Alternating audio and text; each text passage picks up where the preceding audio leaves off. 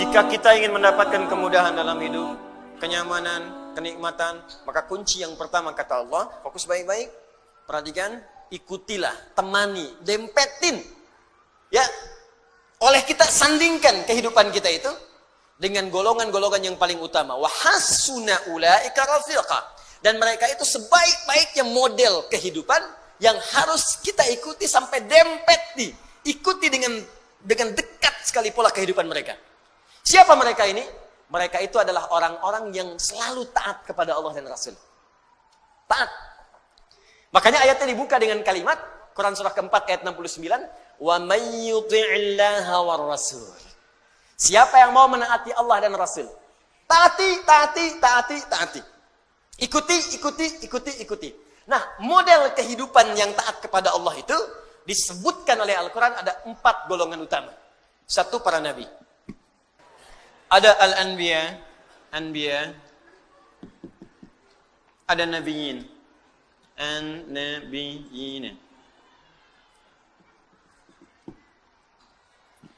Kalau anbiya, beberapa nabi.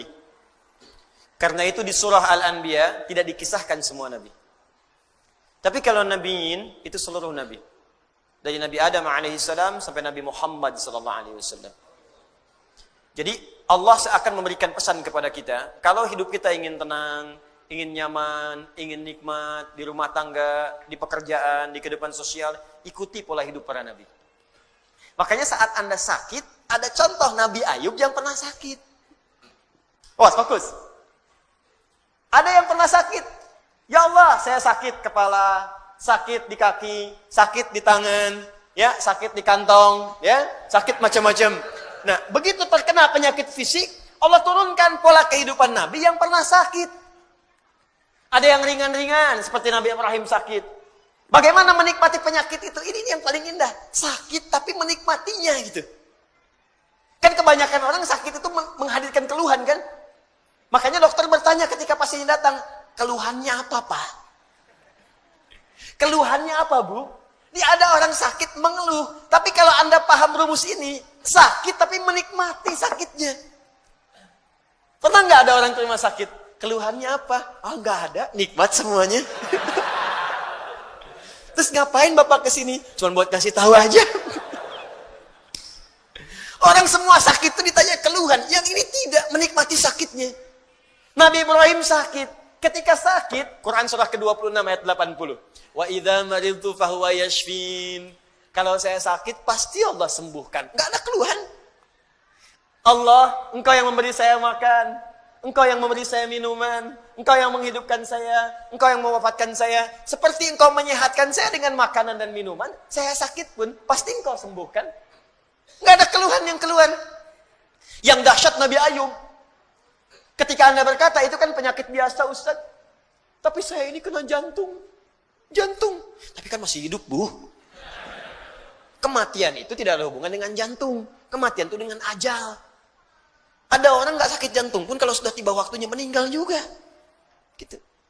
Tapi kan ginjal saya tidak berfungsi. Tapi kan mata ibu berfungsi. Ya. Tapi kan telinga Bapak berfungsi.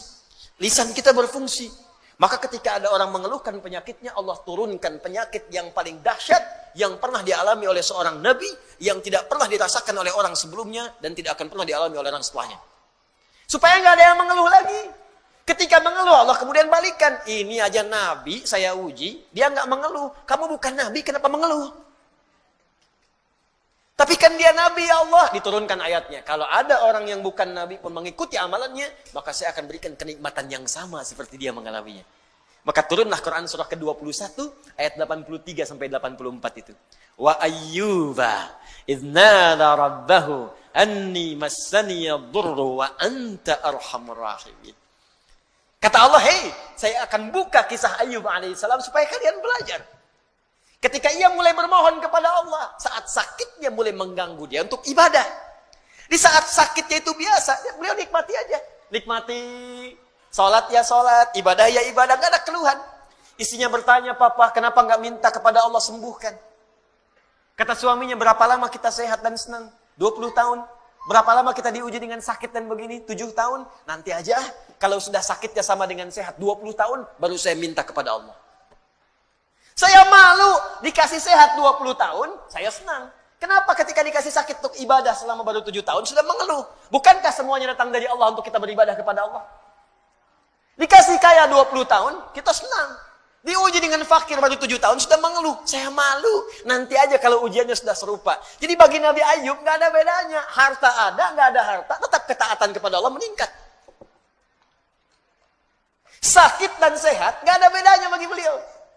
Sehat ujian untuk beramal sempurna, sakit untuk banyak istighfar. Bukankah ketika sakit ada peluang dosa kita diampuni? Jadi kalau cara berpikir kita seperti Ayub alaihissalam, diajarkan ini zikirnya. Apa jawabannya? Fastajabna. Fakashafna ma bihi min dhurrin. Wa atainahu ahlahu. Wa mithlahum ma'hum rahmatan min indina. Belum selesai sampai sini. Wa dzikra lil 'abidin. Ketika Nabi Ayub alaihissalam bersabar dengan penyakitnya, beliau menikmatinya, dan ketika mulai mengganggu penyakitnya untuk ibadah, baru bermohon kepada Allah. Ya Allah, penyakit ini sudah menghambat saya untuk ibadah. Jadi, minta sembuh itu, bukan sekedar minta sehat, supaya ibadahnya nggak keganggu. Jadi ketika sakit biasa saja, ketika ibadah terganggu, baru minta sembuh. Tuh. Ya Allah, kaki saya sakit. Jangankan kamu, banyak yang sakit kaki. Ya Allah, sakit di kaki ini sudah mulai mengganggu saya untuk bisa ke masjid berjamaah. Begitu caranya. Ya Allah, kepala saya sakit. Banyak yang sakit kepala. Ya Allah, penyakit di kepala ini sudah mulai mengganggu saya untuk khusyuk berzikir kepadamu. Gitu caranya. Jadi begitu Anda menikmati itu untuk kepentingan ibadah, ditutup dengan kalimat wa dzikra lil 'abidin. Ini aku ingatkan untuk hamba-hambaku yang lain selain Ayub. Jika kalian mengalami hal yang serupa, amalkan amalan seperti Ayub merasakannya. Nabi. Anda berdagang, Anda bisnis, Anda bekerja, Anda berdakwah, Anda mengajar. Apa Anda kira akan mudah menyampaikan semua itu? Belum tentu. Kadang-kadang ada saingan. Anda yang ikut tender, mereka yang menang. Padahal nggak ikutan sama sekali. Ada yang kemudian berusaha menyingkirkan, menyungkurkan. Ada yang mengajar juga, kadang-kadang ada yang menyoal. Bukan cuma Anda. Bahkan ada seorang Nabi namanya Yunus alaihissalam. Berdakwah, bekerja dengan baik. Disoal oleh orang sampai diusir dari kampung. Masuk kemudian ke perahu, dilempar, ditelan ikan paus. Anda bayangkan. Anda masih hidup sampai sekarang, beliau di dalam perut ikan paus. Tapi kau masih bisa nikmat aja zikir. Idznada fi dhulumati. Ya, baca ayatnya wa dhannuni. Baca ayatnya 86 sampai 87-nya. Wa dhannuni idz dhahaba mughadiba, ya? Wa dhanna an lan naqdiru alaihi. Fanada fi dhulumati alla ilaha illa anta subhanaka inni kuntu minadh dhalimin. Tadinya gelisah. Enggak enak tuh. Ditelan dalam perut ikan paus. Kira-kira tuh di dalam perut ikan paus itu, maaf ya, terang atau gelap? Udah pernah masuk? Hah? Pengap atau nyaman? Ya, kita kebayang aja pasti pengap. Sempit, pengap. Dalam perut ikan yang sangat besar itu, sempit, pengap. Tapi masih bisa berzikir kepada Allah. La ilaha illa anta subhanaka inni kuntu minadh dhalimin. La ilaha illa anta subhanaka inni kuntu minadh dhalimin. La ilaha illa anta subhanaka inni kuntu minadh dhalimin. Allahu akbar. Apa jawabannya? Fastajabna. Fastajabna lahu. Ya, wa najjaynahu minal gham. Perhatikan jawabannya. Tadi Nabi Yunus alaihissalam masuk ke dalam perut ikan paus. Tapi ketika dijawab doanya, jawabannya bukan mengeluarkan beliau dari perut ikan paus. Ya. Kalau mau konsisten, fastajabna lahu wa najjaynahu minal hut. Kami jawab doanya, kami bebaskan dia dari perut ikan itu, kami keluarkan. Tapi yang terjadi adalah kalimatnya indah. Fanajjaynahu minal ghammi. Gham. Apa itu gham? Gham itu awan gelap yang menaungi. Gelap. Tiba-tiba gelap. Bahasa Spanyolnya puek. Udah siang, masih siang, udah gelap. Gelap. Fokus. Jadi ada ghamam, ada gham itu beda. Kalau ghamam itu awan teduh yang menaungi. Ghamam. Al-Baqarah ayat 57. Wa dhallalna 'alaikumul ghamama wa anzalna 'alaikumul manna wassalwa. Paling kiri sebelah bawah. Ayo mana Qurannya? Di ada ghamam, ada gham. Kalau gham itu awan gelap yang menaungi. Maksudnya ini bahasanya tinggi, bukan awannya. Tapi suasana gelap yang mencekam. Kadang kalau orang sedang ngelihat awan gelap, siang-siang gelap, perasaannya bagaimana? Gak enak ya?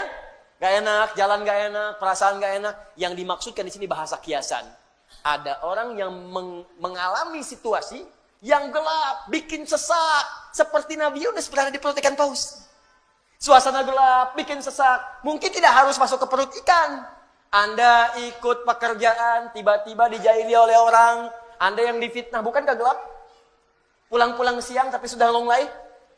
Nyampe rumah nggak ada senyum. Anda yang ikut ujian, begitu mau wisuda, ada nilai yang hilang belum sampai, tiba-tiba gelap. Anda yang sudah mau lamaran, besok mau nikah, tiba-tiba pasangan berubah keputusan. Gelap. Seketika kan gelap, ya Allah. Padahal situasi siang. Ya Allah, aku seperti tersambar halilintar. Padahal halilintar gak ada. Ya. Makanya kalimat Qur'annya indah. Allah tidak mengatakan perut ikan pausnya. Allah ingin mengatakan, akan ada orang-orang hambaku. Mungkin selain Yunus, yang mengalami situasi serupa dengan Yunus. Pekat, gelap, capek, lemah ya Allah. Walaupun tidak harus masuk ke perut ikan. Karena pekerjaan, karena di rumah tangga, karena di kampus, karena di kehidupan. Tapi Anda amalkan seperti Yunus. Dalam suasana di perut ikan pun masih nikmat. La ilaha illa anta subhanaka inni kuntu minal zalimin. Perhatikan. Begitu Anda mengamalkan zikir yang sama dan menikmatinya. Wa kadzalika nunjil mu'minin. Belum selesai. Fanajjainahu minal gham. Kami selamatkan Yunus alaihissalam dari gham. Perut ikan. Wa kadzalika nunjil mu'minin. Kalau ada orang-orang beriman setelahnya mengalami situasi yang serupa. Bahkan masuk ke perut ikan pun dia berpikir. Saya selamatkan kata Allah. Atau bukan perut ikan? Perut rentenir. Kredit yang belum lunas. Riba yang belum tuntas. Lilitan utang. Ya, kehidupan rumah tangga. Masalah sosial. Minta. La ilaha illa anta subhanaka inni kuntu minal zalimin. Uang belanja belum kunjung datang. La ilaha illa anta subhanaka inni kuntu minal zalimin. Tuh.